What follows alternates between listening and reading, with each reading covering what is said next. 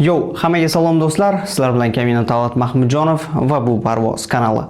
Bugungi videoni ko'rib shokka tushishingiz mumkin. To'g'ri, bunaqa mavzular haqida videolar menda umuman bo'lmagan va agarda mana shu videolarimiz juda ham ko'plab layklarga ega bo'lsa va prosmotrlarga ega bo'lsa, bu mavzu sizga qiziqligini tushunib yetaman va shunga o'xshash mavzular kanalimizda ko'payishni boshlaydi.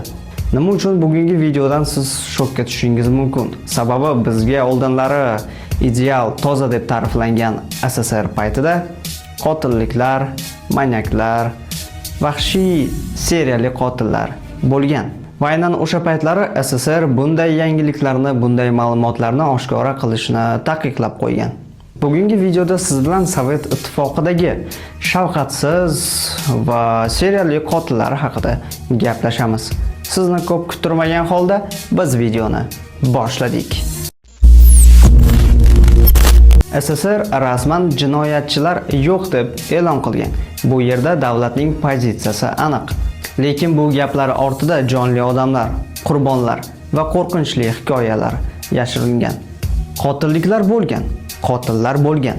Lekin hukumat o'sha paytlari ommaviy axborotlarga ular haqida yozishni taqiqlab qo'ygan.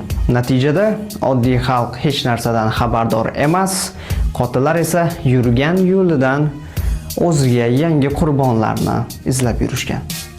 Andrey Chikatilo, laqabi Rostov qotili.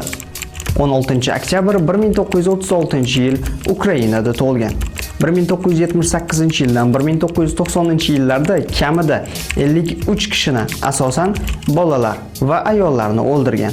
Qurbonlarini o'rmonga olib borib, shafqatsizlarcha qiynagan va tanalarini burda-burda qilib tashlashgan. O'sha yillari ilk bor barcha qotilliklarni boshqa odamning bo'yniga qo'yib, u odamga o'lim jazosi berilgan. Chikatiloning o'zi esa 1990-yilda qo'lga olingan.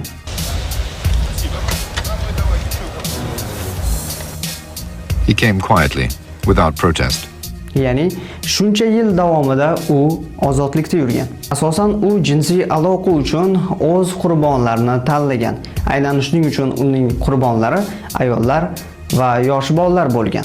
Chikatiloga nima uchun aynan Rostov qotili nomi berilganini esa aynan u o'z o'g'larini Rostov shahrida qilgandan bilib olishimiz mumkin.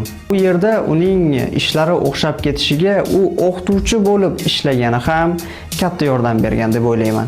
Chikatilo o'z qurbonlarini asosan odam kamroq bo'lgan joylarga aldab chaqirgan. U yerda u o'z qurbonlarini o'ldirgan. Ba'zilarni u qo'pol qilib aytganda o'lgandan so'ng ham zo'rlagan bo'lsa, ba'zilarini esa ovqatiga qo'shib yegan degan xabarlar bor. 1990-yilda Chikatiloni qo'lga olishganidan so'ng uning portfelidan vazelin va pichoq chiqadi. Chikatilodan pichoq va vazelin nima uchun kerakligini so'rashganda, u shunday javob beradi. Boshqa shaharlarga ish bilan borganimda pichoq va vazelin meni soqol olishimga yordam beradi deb aytadi. Ammo keyinroq esa u o'z aybini tan olib, pichoq va vazelin uni qurbonlarini zo'rlash uchun ishlatilganini tan oladi. Eng qizig'i, bunday manyaklar Sovet paytida juda ham ko'p bo'lgan. Ammo Sovet ittifoqi barcha ma'lumotlarni yashirgan. Mana hozirga kelib sekin-sekin barcha ma'lumotlar, barcha yashirin ma'lumotlar ommaga chiqishni boshladi. Aleksandr Spesivsev 1-mart kuni 1970-yilda Novokuznetsk shahrida tug'ilgan. Aleksandr Spesivsev 12 yoshigacha onasi bilan birga yotgan. Uni juda ham urushqoq bola deb hamma aytsa ham, ammo uning onasi doim uni yonini olgan. Uning onasi Lyudmila Spesivsev maktabda zavxoz bo'lib ishlagan, ammo u yerdan bo'shatishgan. Sababi u santexnika buyumlarini o'g'irlagan ekan. Undan so'ng uning onasi advokat yordamchisi bo'lib ishga kirgan va onasi har doim uyga qaysi ishda, qaysi qotillikda bo'lgan suratlarni olib kelishni yaxshi ko'rardi va o'g'li bilan, ya'ni Aleksandr bilan u suratlarni birga ko'rishardi. Aleksandr Spesivsevning hisobida 20 ta tasdiqlangan qotilliklar mavjud. Ammo ba'zi bir ommaviy axborotlarning Hisobiga ko'ra, ular 82 taga ham yetishi mumkin. Eng qizig'i, u barcha qotilliklarni o'zining uyida qilgan.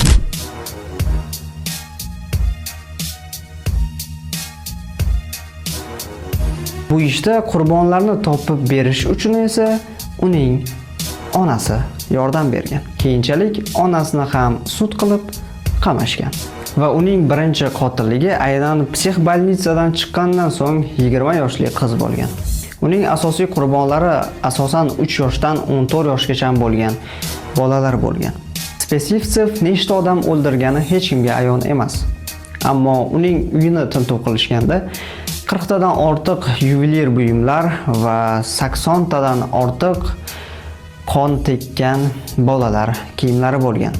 Bundan kelib chiqadiki, uning qurbonlari balkim 80 tadan oshiqdir. Bundan so'ng Spesifsevga 19 ta qotillikni bo'yniga qo'yishadi. Ammo Spesifsev boshida hamma qilgan ishini tan olib, keyin esa tan olmaydi. Tergovdan so'ng esa bor yo'g'i 4 ta odamning o'limini isbotlab berish olgan. Psixologlarning ta'riflashicha, qotillar sovet paytida oilasida zo'ravonlik, qo'pollik va mehrsizlikdan shunaqa odamlarga aylanib qolishgan. Bunday manyaklar borligini o'zi bilarmidingiz? Fikringizni izohlarda qoldiring. Ammo nima uchun bu faktlar, bu ma'lumotlar hozir oshkor qilinyapti? Sababi o'sha paytlari Sovet ittifoqi uchun obro' hamma narsadan ustun edi. Sovet ittifoqida manyak borligi bu davlat uchun katta minus bo'lgan. O'shaning uchun ommaviy axborot vositalariga manyak so'zini ishlatish taqiqlangan. Ba'zi bir jinoyatlar esa yashirincha tergov qilingan. Faqat ichki ishlar biladigan maxfiy ro'yxatlar bo'lgan. Hattoki ba'zi bir manyaklarni aynan SSR parchalanib bo'lgandan so'ng qo'lga olishgan. Ko'pchilik shaxslarni aynan manyak deb qo'lga olishgan ham, ammo isbot bo'lmaganligi uchun ularni yana qo'yib yuborishgan. Kimlargadir bu mavzu balkim yoqgan, kimlargadir balkim yoqmagan. Shuning uchun fikrlaringizni izohlarda qoldiring. Videodagi like va prosmotrlardan keyin biz obunachilarimizga qanaqa mavzular yoqishini bilib, aynan o'shanaqa mavzular haqida ko'proq video chiqarishni boshlaymiz.